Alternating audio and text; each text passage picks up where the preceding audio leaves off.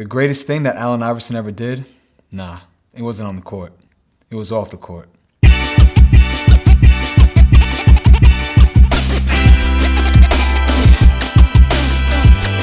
AI, or Bubba Chuck, once said, "I don't want to be Michael. I don't want to be Magic. I don't want to be Bird. I don't want to be Isaiah. When my career is over, I want to look in the mirror and say I did it my way." That's the greatest gift he ever gave to the world. He was himself at all times, and he showed his desire to be different right away.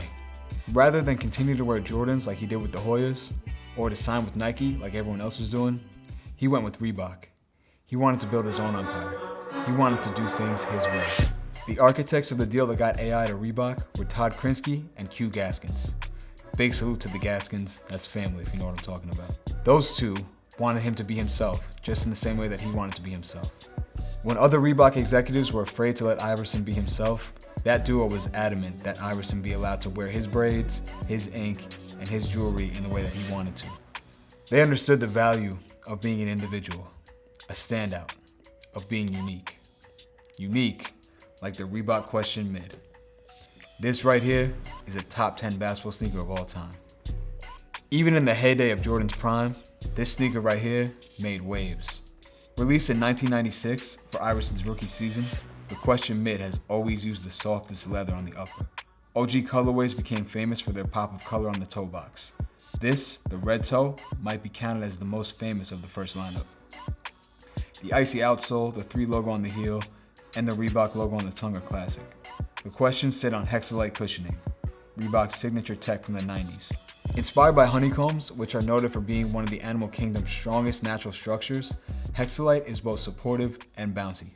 One of the most iconic moments of Bubba Chuck's career happened while he was rocking the Question Mid. He was in the blue toes, and he was wearing them while he crushed the shit out of Michael Jordan. But everybody knows about that. He also wore them while he broke Wilt Chamberlain's rookie record for the most 40-point games scored in a row. Man went for 40 plus 5 times in a row, including a 50 ball against the Cavs. He also went for 35 in his MSG debut, one of 15 different occasions that he scored 30 plus as a rookie, including his very first game. He obviously won Rookie of the Year when he averaged 23 a game with 7 assists and 2 steals as well. AI was a revelation.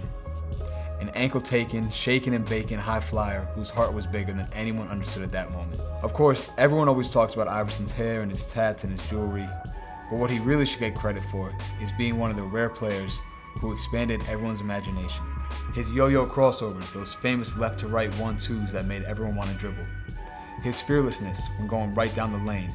He would get hit, he would pop right back up. There was never a moment that was too big for him. In fact, it was the opposite. He wanted the very brightest lights at all times. And yet, even with all that, even with the basketball, even with the sneakers, even with the hair and the ink and the jewelry, AI's biggest legacy is that he refused to be anyone but himself. So be you. I'm Max Resitar, and that's the Soul Connection.